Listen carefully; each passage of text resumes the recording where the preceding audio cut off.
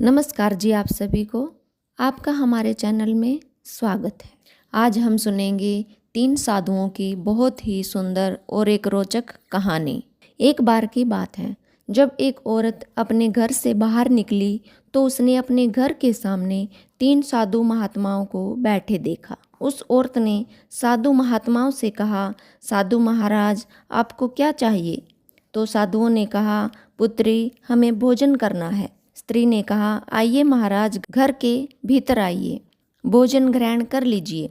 फिर साधुओं ने कहा, क्या तुम्हारा पति घर में है? वह स्त्री बोली, नहीं महाराज, वह थोड़ी देर के लिए घर से बाहर गए हैं।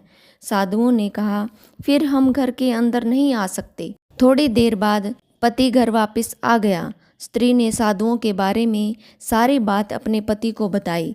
तब पति ने कहा, अब तुम बाहर जाओ और साधुओं को भोजन ग्रहण करने के लिए पुनः आमंत्रित करो। उस स्त्री ने ऐसा ही किया।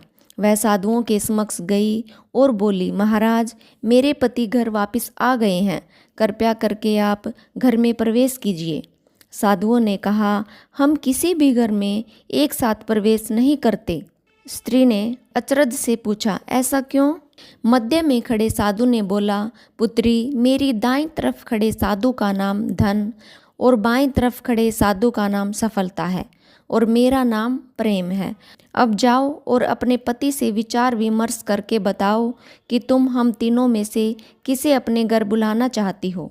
वह स्त्री अंदर गई और अपने पति को सारी बात बता दी।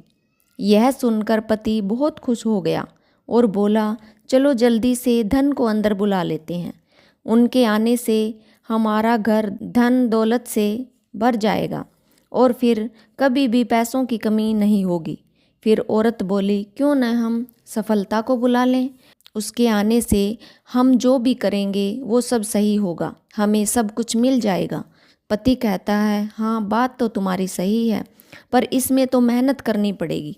पति बोला, मुझे तो लगता है धन को ही बुला लेते हैं। थोड़ी देर तक ऐसे ही बहस चलती रही और फिर दोनों ने तय किया वो बाहर जाकर साधुओं से कहेंगे कि धन और सफलता में से जो आना चाहे वो आ जाए। वह स्त्री बाहर गई और उसने साधुओं के समक्ष ज्यों की त्यों बात दोहरा दी। उस स्त्री की बात सुनकर साधुओं ने एक दूसरे की तरफ देखा और बिना कुछ कहे घर से दूर जाने लगे। फिर वह स्त्री बोली, अरे महाराज आप इस तरह वापस क्यों जा रहे हो?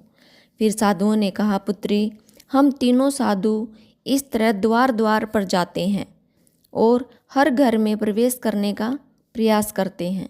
जो व्यक्ति लालच में आकर धन या सफलता को बुलाता है, हम वहाँ से लौट जाते हैं, और जो अपने घर में प्रेम का वास चाहता है, उसके घर में बारी बारी से हम दोनों भी प्रवेश कर जाते हैं। इसलिए इतना याद रखना कि जहाँ प्रेम है वहाँ कभी भी धन और सफलता की कमी नहीं होती है। ऐसा कहते हुए धन और सफलता ने अपनी बात पूरी की और वहाँ से चले गए। इस कहानी से हमें यह शिक्षा मिलती है कि यदि इंसान लालच में न आकर एक साथ प्रेम भाव से रहे तो सच्चा सुख एक छोटी सी झोपड़ी में भी मिल जाता है। आपको ये कहानी कैसी लगी कमेंट में लिखना, और अगर आपने चैनल को अभी तक सब्सक्राइब नहीं किया है तो प्लीज़ चैनल को सब्सक्राइब कर लीजिएगा। मिलते हैं एक और नई रोचक सुंदर कहानी के साथ। नमस्कार। आपका दिन शुभ हो।